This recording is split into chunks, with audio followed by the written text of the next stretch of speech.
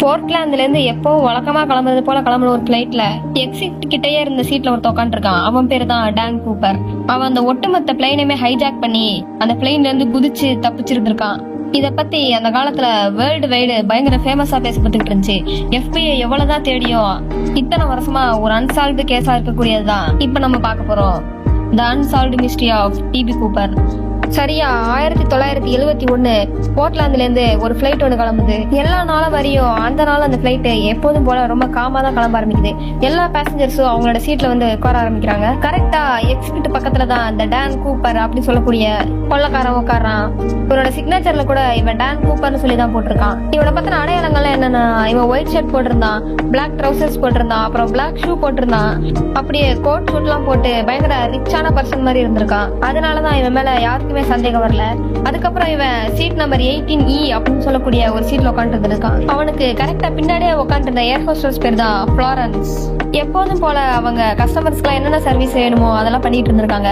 அப்பதான் இந்த டான் கூப்பர்னு சொல்றவன் அந்த ஏர் ஹோஸ்டர்ஸ் கூப்பிட்டு இருந்திருக்கான். அவங்க கிட்ட ஒரு லெட்டர் ஒண்ணு கொடுத்திருந்திருக்கான். அதுல என்ன எழுதிருந்துச்சு அப்படின்னா, என் கிட்ட பாம்பு இருக்கு, அதுவும் என் சீட்டு கீழே தான் இருக்குன்னு சொல்லியிருந்திருக்கான். இந்த ஒட்டுமொத்த பிளைட்டையுமே ஹைஜாக் பண்ண போறேன்னு சொல்லியும் அந்த லெட்டர்ல எழுதிருந்திருக்கான். அந்த பொண்ணு ரொம்ப பயங்கரமா பயந்து போய் இவன் பக்கத்துல உட்காந்து பாம்பு இருக்குதா இல்லையான்னு சொல்லி செக் பண்றாங்க. ஆனா இவன் சொன்ன மாதிரியே இவன் கிட்ட ஒரிஜினலாவே பாம்பு இருந்திருக்கு. இத பார்த்த அந்த ஏர் ஹோஸ்டர்ஸ் ரொம்ப பயந்து போக ஆரம்பிச்சிருக்காங்க. இப்படியே இவன் வந்து என்ன கேக்குறான் அப்படின்னா, $2 லட்சம் இன்னைக்கு சாயங்காலம் 5 மணிக்கு வேணும். அப்புறம் ஏர்போர்ட்டை விட்டு கிளம்பினவுடனே எனக்கு ஒரு வண்டி வேணும், அந்த வண்டியில ஃபுல்லா ஃபியூயல் இருக்கணும்னு சொல்லி இருந்திருக்கான். அது மட்டும் இல்லாம இது சிரிக்க வேண்டிய விஷயம் இல்ல, இதுதான் என்னோட ஜாப்னு சொல்லி அந்த பொண்ணு கிட்ட சொல்லி இருந்திருக்கான். இத பார்த்த அந்த ஏர் ஹோஸ்டர்ஸ் ரொம்ப பயந்து போய் இதெல்லாம் பத்தி பைலட் கிட்ட போய் கம்ப்ளைண்ட் பண்ண ஆரம்பிக்கிறாங்க. இதெல்லாம் கேட்ட பைலட் ரொம்ப பயந்து போய் டீனா அப்படின்னு சொல்ற இன்னொரு பொண்ணை வந்து அவங்க கிட்ட பேசுறதுக்காக அனுப்பி வச்சிருந்திருக்காங்க. இதெல்லாம் நடக்கிறதுக்குள்ளேயே அந்த ஒட்டுமொத்த பிளைட்டுக்குமே இந்த விஷயம் தெரிஞ்சு பயங்கர பதட்ட நிலையை நிலவ ஆரம்பிக்குது. அந்த டீனாங்கிற பொண்ணு அங்க இருக்க பைலட் கிட்ட இவன் சொல்றதெல்லாம் ஒண்ணா சொல்லவும் ஆரம்பிக்கிறாங்க. டொனால்ட் என்ன சொல்றாரு அப்படின்னா, நாங்க பார்த்ததுல இந்த டிபி கூப்பர் தான் ரொம்ப காம்ப்ளிகேட்டடான பர்சன் அப்படின்னு சொல்றாங்க. ஏன்னா அவன் கேட்ட அந்த $2 லட்சம் US வெறும் $20 அவனுக்கு வேணும்னு சொல்லி இருந்திருக்கான். இதெல்லாம் கவர்மெண்ட் ஒத்துக்கிற வரைக்கும் அந்த பிளைட் அங்க சுத்தி இருந்த பிளேசஸ்ல எல்லாம் தரையிறங்காம சர்க்கிளா ரவுண்ட் அடிச்சுக்கிட்டே இருந்திருக்கு. கடைசியா கவர்மெண்டும் டிபி கூப்பர் வச்ச எல்லா கோரிக்கைகளுக்கும் ஓகே சொல்லி எல்லாத்தையும் ரெடி பண்ண ஆரம்பிக்கிறாங்க. பிளைட்டும் ஒரு வழியா தரையிறங்கவும் ஆரம்பிக்குது. அதுவும் அந்த பிளைட் இருக்கிற இடத்துக்கு கரெக்டா கீழேயே டிபி கூப்பர் கேட்ட மாதிரியான ஒரு ட்ரக்கும் வந்து நிக்குது. ஆனா கீழே இருந்து பணம் மேல வந்தது உடனேயே டிபி கூப்பர் அந்த பிளைட்டை திரும்பவும் எடுக்க சொல்லி இருந்திருக்கான். அதாவது அந்த பிளைட்ல இருந்த மொத்த பேசஞ்சர் இறங்கினதுக்கு அப்புறம் ரிட்டர்ன் பைலட் கிட்ட போய் அந்த பிளைட் எடுக்க சொல்லி இருந்திருக்கான். இவன் ஒருத்த மட்டும்தான் அந்த பிளைட்ல இருந்திருக்கான். திரும்பவும் அந்த பிளைட் மெக்சிகோ சிட்டியை நோக்கி போக ஆரம்பிச்சிட்டு இருக்கு. சரியா இந்த பிளைட் 10,000 அடி போயிட்டு இருக்கப்ப அவன் பக்கத்துல இருந்த ஏர் ஹோஸ்டர்ஸ்க்கு இன்ஸ்ட்ரக்ஷன் கொடுத்திருந்திருக்கான். அப்படியே டிபி கூப்பர் என்ன பண்ணிருந்திருக்கான் அப்படின்னா, அந்த பேராஷூட் எல்லாத்தையும் எடுத்து மாட்டிக்கிட்டு அந்த $2 லட்சம் USD பணத்தையும் எடுத்துக்கிட்டு பயங்கர ஃபாஸ்டா போயிட்டு இருக்க அந்த பிளைட்ல இருந்து கரெக்டா 8:13 மணிக்கு நைட்டு நேரத்துல அந்த பிளைட்ல இருந்து கீழே குதிச்சிருந்திருக்கான்.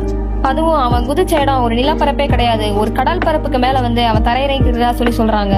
போலீஸ் FBI சொல்லிட்டு எல்லாரும் ரொம்ப பயங்கரமா தேட ஆரம்பிக்கிறாங்க. இந்த $2 லட்சம் US அடிச்சுட்டு போன இந்த கூப்பரை பத்தின இன்வெஸ்டிகேஷன் உலகம் ஃபுல்லா பயங்கரமா பிரபலமடையவும் ஆரம்பிக்குது. போலீஸும் ரொம்ப பயங்கரமா துப்பு தேட ஆரம்பிச்சாங்க. இந்த மாதிரியான இன்வெஸ்டிகேஷன் இதுக்கு முன்னாடி அந்த காலகட்டத்துல நடந்ததே இல்ல.